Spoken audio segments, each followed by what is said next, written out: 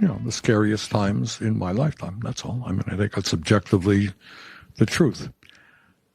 It is not just they want to give tax breaks to billionaires and cut programs for working people. You combine that with the power of the oligarchy in general.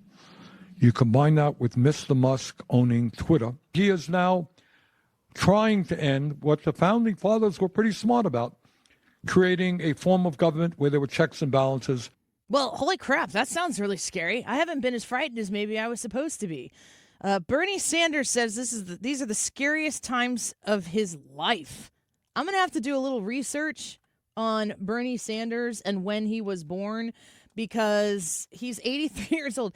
He said these are the scariest times of his life, and he was born in, unironically, 1941.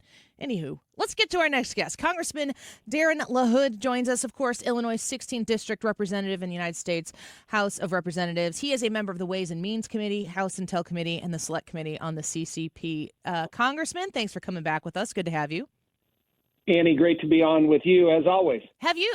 Thank you. Have you been as frightened as Bernie Sanders? Is this really scary for you right now to live in, air quote, these times? No, but I'm looking forward to the research you're going to do to find out, what he's referring to. Yeah, I think when he's talking about tax cuts for billionaires, you're part of the Ways and Means Committee here. You have voted for the CR that is sitting with the Senate Democrats, waiting to see if they'd like to shut down the government right now. What is it that the Republicans under Donald Trump's leadership are trying to do now with these tax breaks?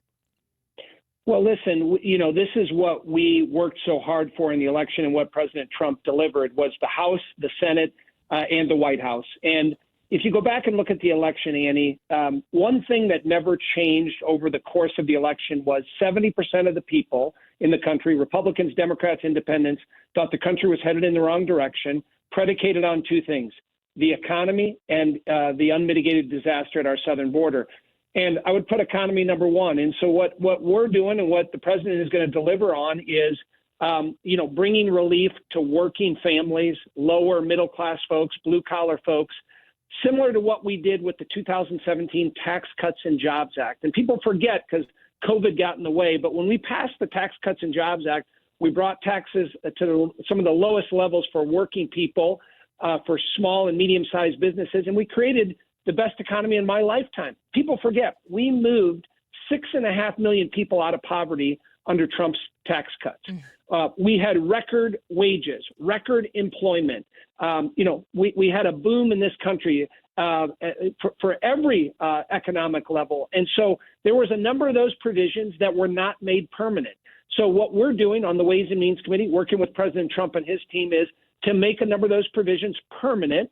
If we do nothing this year and don't pass a tax bill, we're going to have $4.5 trillion of expiring tax cuts.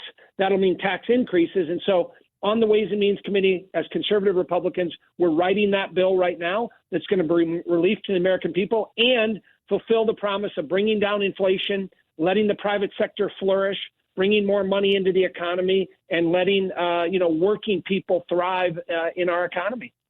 We're speaking with Congressman Darin LaHood right now, Illinois 16th District Representative in Congress. Do you feel like the CR was the right move for right now? A lot of people didn't want to see that happen. Donald Trump asked you as Republicans to go ahead and support this so that you can address everything in September. Was that the right move? In my 9 years of being in Congress, Annie, I think I voted for one other CR. I voted against almost every single one of them. I think 11 or 12 over my time. I don't think CRs are the right approach to take.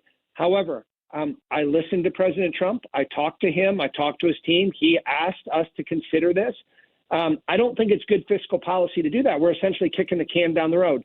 However, he inherited a huge mess from Joe Biden and the last administration, and we're still unwinding all that. You've seen it through the DOGE work that we're doing, and lots of other things. So I'm willing to this one time to extend the CR, the continuing resolution, through September, so that we can do our work on, like I mentioned, tax cuts for the American people, working on energy production, fixing the border, all those things, which will bring relief to the American people. Congressman LaHood, when you are working in Congress, you're one of the few Republican representatives from Illinois. There aren't that many. I know that we spoke yesterday with the House Minority Leader, Tony McCombie, on the show, and we talked a little bit about the Supreme Court case, the state Supreme Court case that has to do with gerrymandering the maps here in the state of Illinois. Can you talk to us just a little bit about being an Illinois Republican and comparing being in that majority, albeit a small one, in the House of Representatives in Washington, D.C., but knowing that there are a lot of Illinois Republicans that have been disenfranchised by the supermajority of Democrats and the maps that were drawn to try to disenfranchise people who are in your constituency even? Absolutely. Well, I'm a fourth-generation Illinoisan, proud to be from Peoria, and I'm a proud conservative Republican. And the people that, helped, the people that elected me that I'm fortunate enough to represent are good, hardworking, conservative folks, a lot of farmers, a lot of rural folks. So, Illinois, we've seen a trend, obviously, on the Democrat side by, gerrymandering and, Pritzker spending billions and billions of dollars, to help, draw a gerrymandered map that has disenfranchised a lot of Republicans. But if you go back and look at the presidential election last November, President Trump did much better than he did even 8 years ago in terms of almost cutting in half the vote amount that he got. He did very, very well in many parts of Illinois. So I still have a lot of faith and hope in Illinois. And I would just say this, as President Trump comes in at the federal level, we're working right now on getting a new U.S. attorney that will be President Trump's pick. I've been working with him and his team on getting someone that's going to enforce the rule of law, go after Pritzker and Mayor Johnson on sanctuary city policies. We're going to work very hard on pushing back on the sanctuary city stuff that they've done. And if it means withholding federal dollars, I think you're going to see that from this Department of Justice to send the strongest possible message that you need to change your behavior in Illinois to do that. Things like that is why President Trump got elected. And there's still a large segment of voters in Illinois that are conservative, that want to change the direction of the state. And we got to continue to push that. So as one member of Congress being in the majority, this is the time to do that while we have the House and the Senate in Washington, D.C., and a president that's willing to push back on the crazy policies of Pritzker and Mayor Johnson and others. Yeah, you're so right on that. And I haven't looked recently here at a map of your district, Congressman LaHood, but I do know that the 13th that I'm in used to be represented by Rodney Davis. Was very grateful to have him as my representative. When they redistricted that, they put him in the same district as Mary Miller so that they would have to fight it out.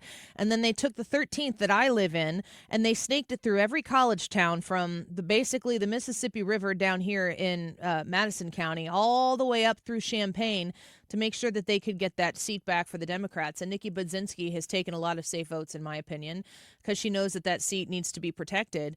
But I certainly don't feel as though the people in that district are being represented based on the regions that they are.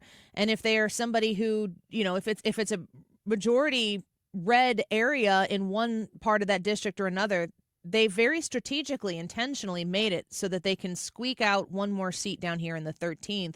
And I got to think that, especially if you go up into Chicago or whatever, the way they draw all of those, it's very intentional to disenfranchise voters that they don't like. Absolutely, Annie. And, you hear Democrats complain about gerrymandering all over the country. Where is Eric Holder coming to Illinois, having a press conference and saying what the Democrats did here is completely wrong? I mean, it's complete hypocrisy. You'll never hear it from them, but Illinois is a poster child for everything they're against with gerrymandering. And what it caused, it's not healthy for democracy, and it disenfranchises voters, and it's politicians picking their voters instead of voters picking their politicians. Yeah, and it's a shame. That's not the American way to do things. Congressman LaHood, we thank you for being with us right now. We know that we have good, strong advocates for conservative, common sense policies from Illinois in Congress. You're one of them, and we're grateful you come join us on the show from time to time. Thanks for being here. Thanks, Annie. Have a good day. You as well. Bye-bye.